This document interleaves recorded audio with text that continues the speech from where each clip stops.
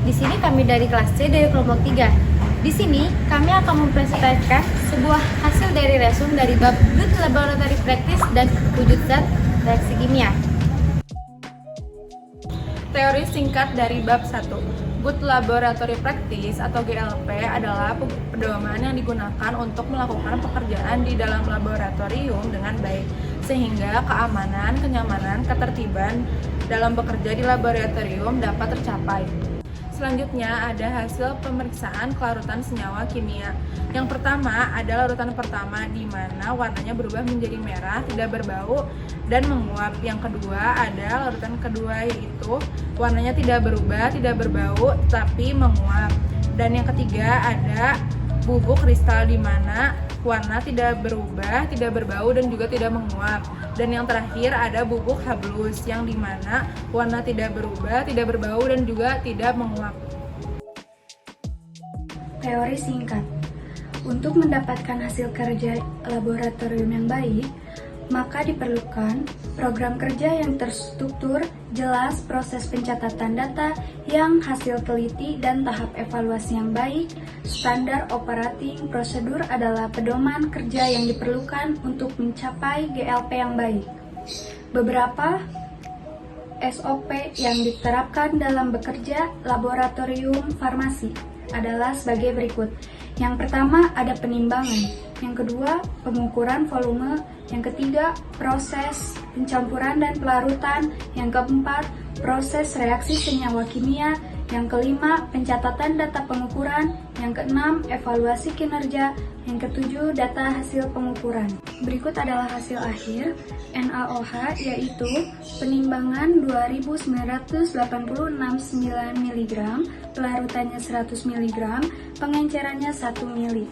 Selanjutnya ada hasil akhir NaCl, penimbangannya 585 mg, pelarutannya 585 mg, dan pengenceran akhirnya 1 ml. Yang ketiga, ada hasil akhir dari KMNO4, yaitu penimbangannya 158 mg dan pelarutannya 100 mg, pengenceran akhirnya 1 mg. Selanjutnya yang terakhir ada hasil akhir dari CuSO4, yaitu penimbangannya ada 2930 mg, pelarutannya 160 mg, pengenceran akhirnya adalah 1 ml.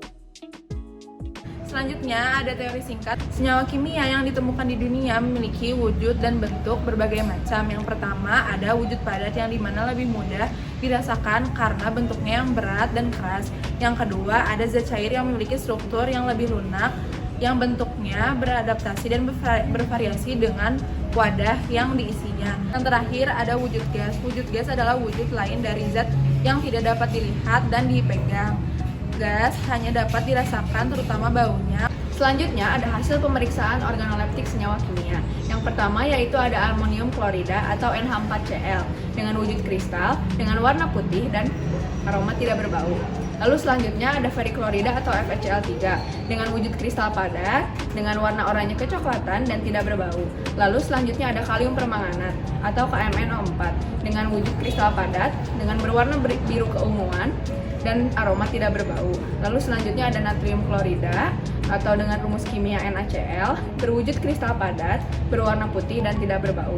Lalu selanjutnya ada kalium heksasionatferat dengan rumus kimia K3FeCN6 dengan wujud kristal, berwarna kuning dan tidak berbau. Selanjutnya ada gliserin atau C3H8O3 berwujud cairan, berwarna bening dan tidak berbau. Lalu selanjutnya ada asam asetat atau CH3COOH dengan wujud cairan, berwarna bening dan berbau tajam. Lalu selanjutnya ada amonium hidroksida atau dengan rumus kimia NH4OH berwujud cairan, berwarna bening dan tidak berbau. Lalu selanjutnya ada natrium bikarbonat atau NaHCO3 dengan wujud cairan, berwarna putih dan tidak berbau. Lalu selanjutnya ada amonium tiosianat dengan rumus kimia NH4SCN, wujud cairan, berwarna putih dan tidak berbau. Selanjutnya ada percobaan, pemeriksa kelarutan senyawa kimia dalam air. Yang pertama, yaitu yang harus dilakukan, timbang senyawa kimia seperti yang tertera sebanyak 50 mg. Lalu selanjutnya, kemudian dimasukkan dalam tabung reaksi. Tambahkan tetes demi tetes Aquades ke dalam tabung sambil dikocok. Cara mengocok dengan mengetukkan bagian bawah tabung pada telapak tangan. Lalu tidak boleh mengocok dengan gerakan atas atau bawah. Lalu jumlah tetes Aquades yang diperlukan untuk melarutkan senyawa kimia dicatat. Kemudian dikonversi menjadi mililiter. Asumsi 20 tetes air sama dengan 1 mililiter.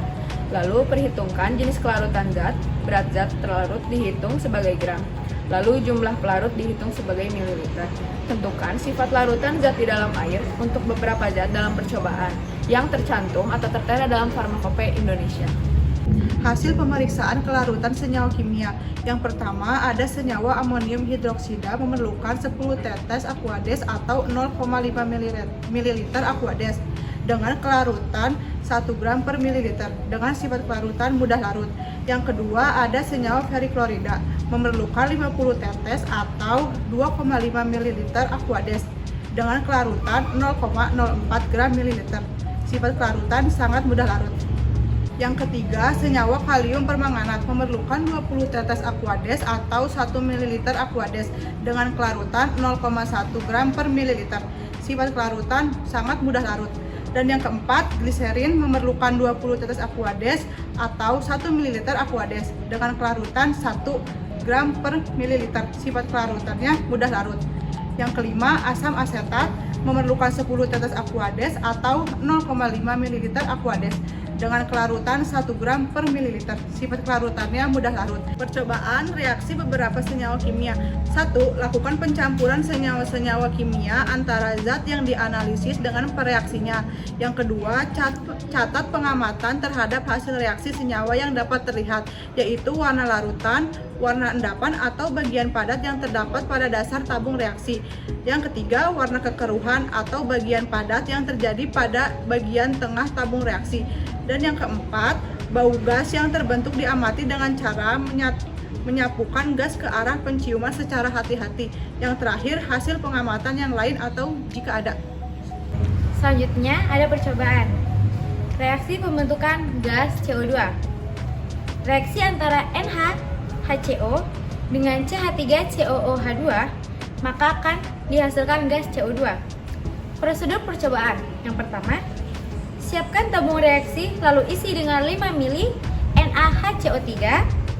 Yang kedua, tambahkan ke dalam tabung tersebut 1 ml CH3COOH2 ke tabung reaksi ditutup. Yang ketiga, perhatikan gelembung gas yang terbentuk.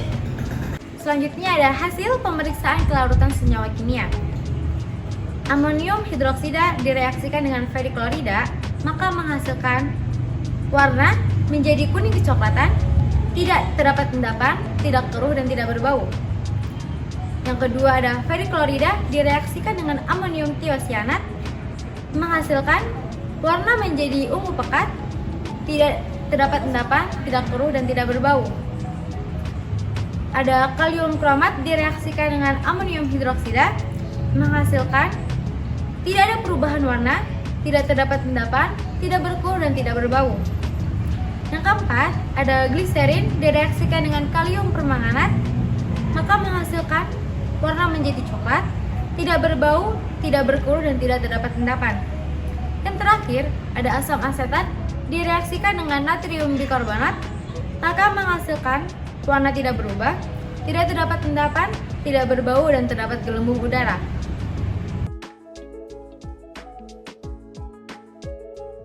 Sekian dari kami, mohon maaf apabila ada kesalahan. Wassalamualaikum warahmatullahi wabarakatuh.